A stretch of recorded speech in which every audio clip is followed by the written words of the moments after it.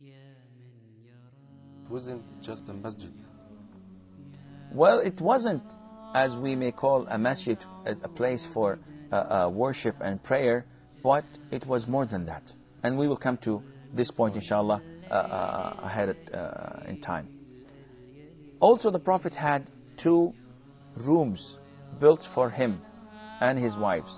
So he had a room for Sauda, and he had a room for Aisha. And at the time, the Qibla was Masjid Al-Aqsa. in the direction of... So he started bargaining with the orphans to buy it from them. And they refused. They said, no, this is for Allah and for His Messenger. And the Prophet ﷺ insisted, because it is to Allah, it has to be bought. So he bought the piece of land. He started cleaning the piece of land. There were few palm trees. There were few graves for polytheists. So he dug all of this out. He cut the trees. He fixed the land. And he used the trunks of these trees to build the walls and the ceiling, which was not a fancy masjid as you may think. It was a very basic masjid. Very simple. Very simple, but the consequences that would come out of this masjid were unbelievable.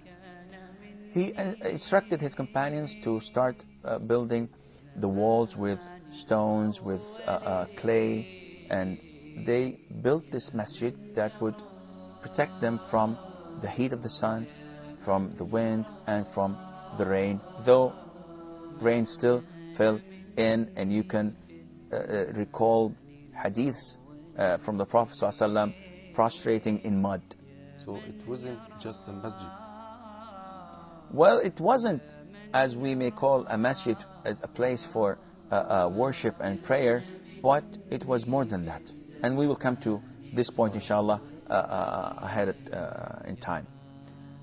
Also, the Prophet had 2 rooms built for him and his wives. So he had a room for Sauda, and he had a room for Aisha. And at the time, the Qibla was Masjid Al-Aqsa. in the direction of Al-Masjid Al-Aqsa in Jerusalem. So when he was in Mecca, they used to pray to the north.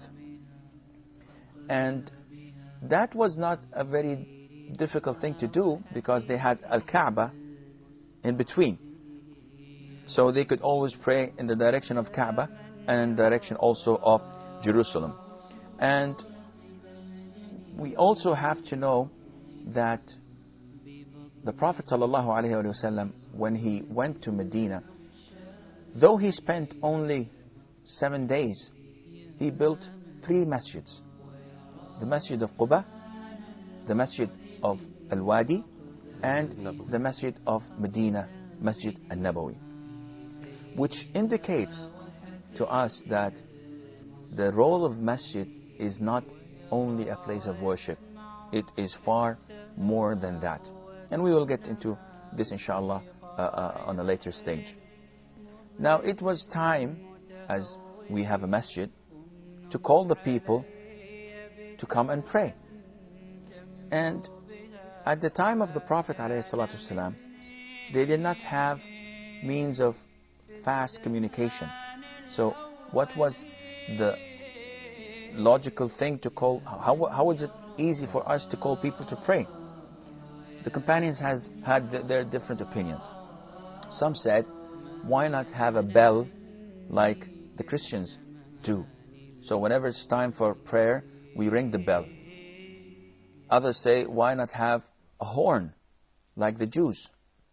So that whenever it's time for prayer, we blow the horn and people come. And the Prophet ﷺ did not like both ways, because it was un-Islamic. My cameraman unfortunately tells me that this is all the time we have for today's program, but inshallah, when we meet next time, we're going to elaborate a little bit more about how the adhan started in Islam. And until then, fi amanillah, wassalamu alaikum wa rahmatullahi wa barakatuh.